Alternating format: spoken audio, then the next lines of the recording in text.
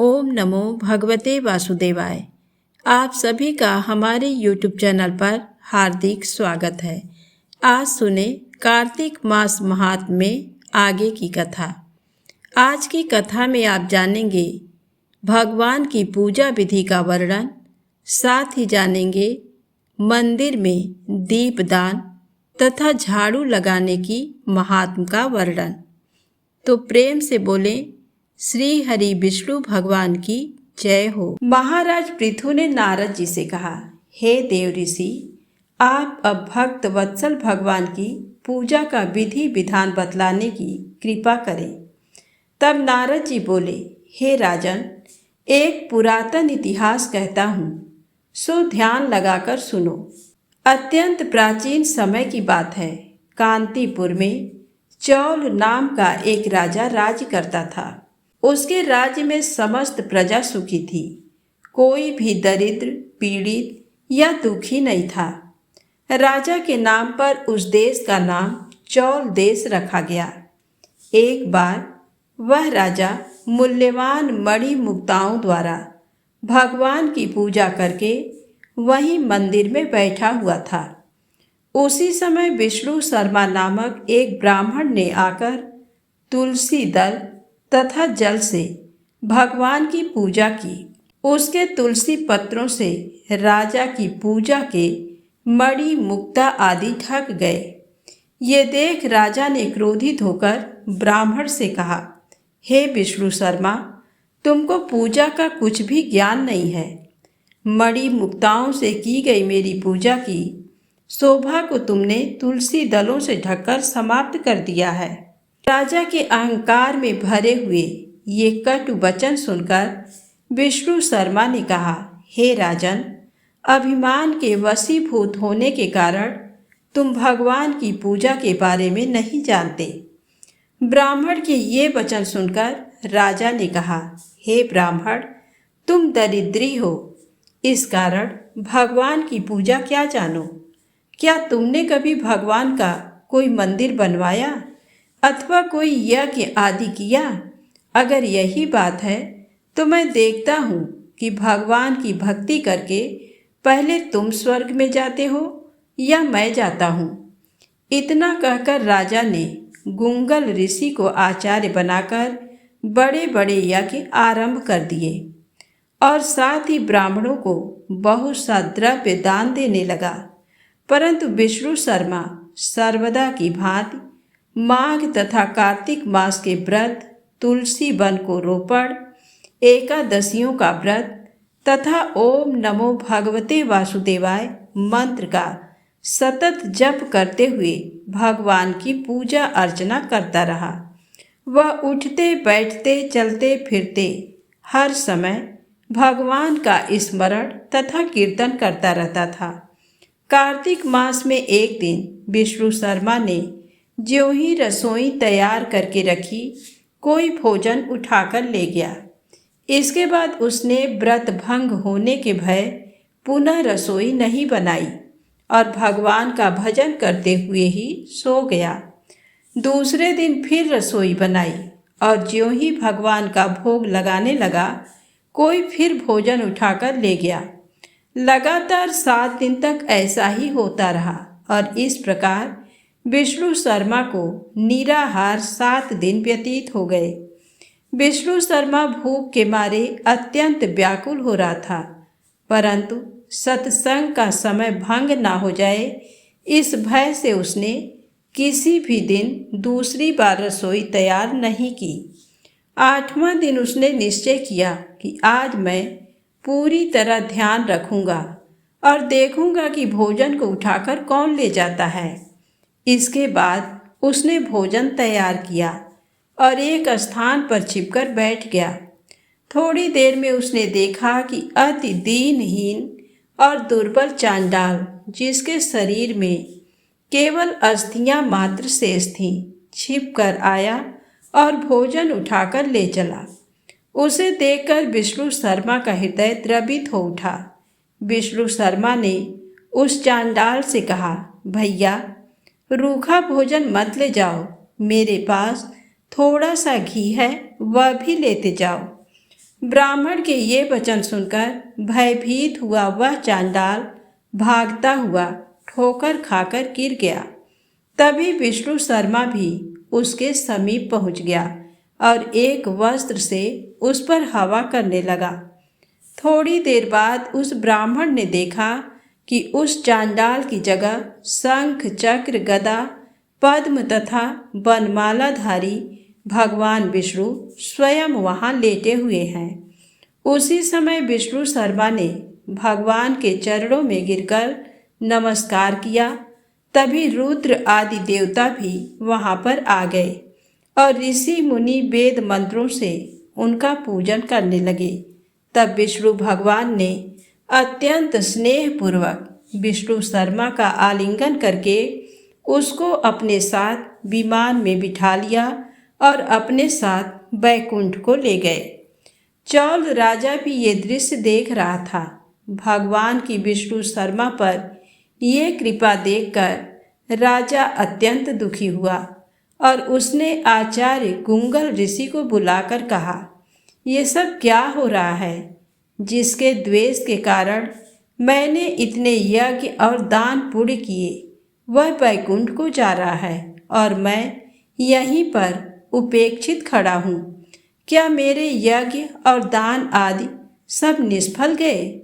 इससे यही सिद्ध होता है कि भगवान यज्ञ आदि से नहीं, केवल भक्ति से प्रसन्न होते हैं। आजीवन ब्रह्मचारी रहने के कारण राजा के कोई संतान भी नहीं थी। अतएव अपना संपूर्ण राजपाट, धन संपत्ति आदि अपने भांजे को सौंपकर भगवान मुझे स्थिर भक्ति प्रदान करें, ऐसा कहते हुए राजा यज्ञ कुंड में कूद गया। ये दृश्य देखकर गुंगल ऋषि ने क्रोध में आकर अपने शिखा को उखाड़ ली।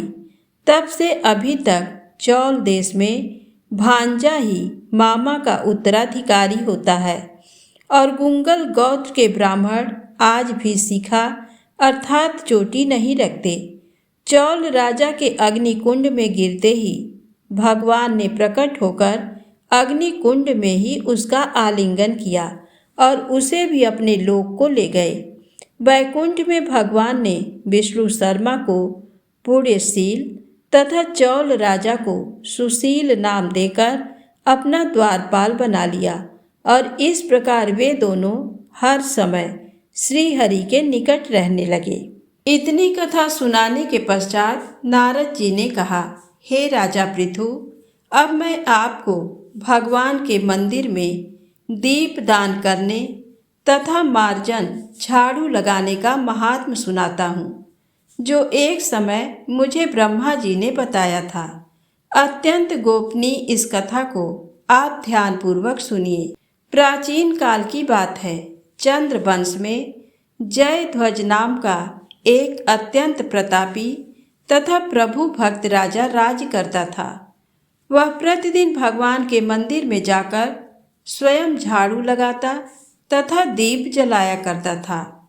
एक दिन बीतिहोत्र नामक राजपुरोहित स्वयं राजा को ये कार्य करते हुए देखकर विस्मय से पूछने लगा, हे राजन, भगवान को प्रसन्न करने के लिए और भी अनेक भक्ति युक्त कार्य हैं, फिर मंदिर में स्वयं सफाई करने तथा दीप जलाने में इतनी अधिक श्रद्धा का क्या रहस्य है?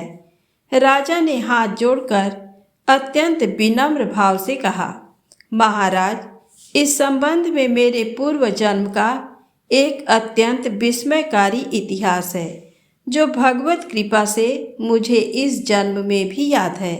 यदि आपका आदेश हो तो वह घटना मैं आपको सुनाऊं। पूर्व जन्म की वह घटना सुनाते हुए राजा जयध्वज ने कहा, सतयुग में स्वरोचिष मनवंतर में वेद वेदांगों का जानने वाला एक ब्राह्मण था, जो अत्यंत विद्वान होते हुए भी दुष्कर्मों में लिप्त रहता था। उसके खोटे कर्मों के कारण उसके बंधु बांधवों ने उसका परित्याग कर दिया था। एक दिन भूख प्यास से अत्यंत दुखित हो वह घूमता फिरता नर्मदा नदी के तट पर जा पहुंचा और वहीं पर उसने अपने प्राण त्याग दिए। उसकी स्त्री भी व्यभिचारिणी थी, अतएव उसके बंधुओं ने उसे भी घर से निकाल दिया था। उसी के गर्भ से अत्यंत पापी मैं उत्पन्न हुआ था। उस जन्म में मेरा नाम दंडकेतु था। दूसरों की स्त्रियों, वेश्याओं तथा धन के लिए मैंने गौ, पशु तथा अनेक मनुष्यों की हत्याएं की और इस प्रकार पाप पूर्ण जीवन व्यतीत करता रहा। एक रात्रि को किसी दूसरे की स्त्री से भोग करने की इच्छा से मैं एक सूने देवालय में गया। वहां जाकर मैंने वस्त्र से स्थान साफ किया और दीपक जलाया। उस सूने मंदिर में दीपक जलता देखकर ग्राम रक्षक वहां आ गए और मुझे चोर या डाकू समझकर उन्होंने लाठियों से मुझ पर इतने प्रहार किए कि मेरी मृत्यु हो गई। प्राण निकलते ही भगवान के दूत वहां आ गए और मुझे सुंदर विमान में बैठाकर बैकुंठ को ले गए। कार्तिक के महीने में भगवान के मंदिर में झाड़ू लगाने तथा दीपक जलाने से मुझे इतना फल मिला कि कई कल्प तक स्वर्ग में सुख भोग कर अब मैंने चंद्र वंश में जन्म लिया है। यदि श्रद्धा और भक्ति पूर्वक यही क्रिया कार्तिक के पूरे महीने की जाए तो उसके पुण्य का तो कहना ही क्या है। उसका वर्णन ब्रह्मा जी भी नहीं कर सकते। एक अन्य कथा सुनाते हुए नारद जी ने कहा, हे राजा पृथु, अब दूसरे के दीपक जलाने का महात्म सुनो। मनु वंश के प्रतापी राजा रैवत के पुत्र भद्र बुद्धि के पुत्र का नाम सुदर्शन था। नाम के अनुरूप ही सुदर्शन अत्यंत सुंदर और पराक्रमी था। भद्र बुद्धि की राजधानी नर्मदा के तट के समीप महेंद्र पर्वत पर थी। एक बार शिकार खेलने के लिए सुदर्शन अपने साथियों के साथ वन में गया। घूमते फिरते हुए उसने नदी के उस पार एक सुंदर कन्या को देखा तो साथियों को वहीं छोड़कर घोड़े पर सवार होकर तत्काल नदी के उस पार जा पहुंचा। वहां उस रूपवती कन्या को देखकर सुदर्शन उस पर मोहित हो गया। कन्या उस अत्यंत सुंदर बलशाली वीर पुरुष को देखकर लज्जा को प्राप्त हुई। सुदर्शन ने शालीनता पूर्वक उस कन्या से उसका परिचय पूछा। तब उस कन्या ने बतलाया कि वह गौड़ राजा की पुत्री है और उसका नाम मदनालसा है। अपनी सखियों के साथ क्रीड़ा करने के लिए वह यहाँ पर आई है। इसके बाद स्वेच्छापूर्वक उन दोनों ने गंधर्व रीति से वहीं पर अपना विवाह कर लिया और कुछ समय तक नर्मदा नदी के तट पर विहार करते रहे। फिर अपने घर पर आकर वे दोनों आनंद पूर्वक रहने लगे। कुछ समय बाद राजा भद्र बुद्धि अपनी पुत्र सुदर्शन को राज्य सौंपकर स्वयं वन में चले गए। राजा बनने के बाद सुदर्शन बड़ी कुशलता पूर्वक राजकाज चलाने लगा। रानी मदनालसा सदा अपने पति को विष्णु भगवान की पूजा आराधना करने का उपदेश करती रहती थी। इस प्रकार वे दोनों ही भगवान के अनन्य भक्त बन गए। राजा सुदर्शन ने रानी की प्रेरणा से भगवान का एक स्वर्ण मंदिर बनवाया। दोनों ही उसमें प्रतिदिन भगवान का पूजन तथा कार्तिक मास में दीप दान किया करते थे। एक दिन रानी मंदिर में दीप जला रही थी कि उसी समय राजा ने उन्हें बुलाया, परंतु दीपक जलाकर आने में रानी को देर लग गई। इस पर राजा सुदर्शन ने क्रोधवश में आकर रानी से कहा, तुम तो कहती थी कि पति ही स्त्री का देवता होता है, फिर दीपदान में इतनी देर लगाकर तुमने मेरा अनादर क्यों किया? यदि देर का कोई और गुप्त कारण हो तो कहो। तब सती साध्वी मदनालसा अत्यंत स्नेह युक्त वचनों में बोली, हे महाराज, मैं दीपदान का महत्व आपको बताती हूँ। अब आप ध्यानपूर्वक मेरे वचनों को सुनिए। अपने पिछले जन्म की कहानी सुनाते हुए रानी ने कहा, मैं अपने पिछले जन्म में एक चूहिया थी। गोदावरी के तट पर एक मंदिर में मैं रहती थी। एक दिन भगवान के मंदिर में रात्रि को जलता हुआ दीपक बत्ती छोटी होने के कारण बुझने लगा। मैंने घी खाने के लोभ से बत्ती मुंह से पकड़कर उठाया। मेरे ऐसा करने से दीपक की लौ तेज हो गई, परंतु साथ ही मेरा मुंह भी जल गया। इससे मेरी मृत्यु हो गई, क्योंकि रात के समय भगवान का दीपक प्रज्वलित करते हुए मेरी मृत्यु हुई थी।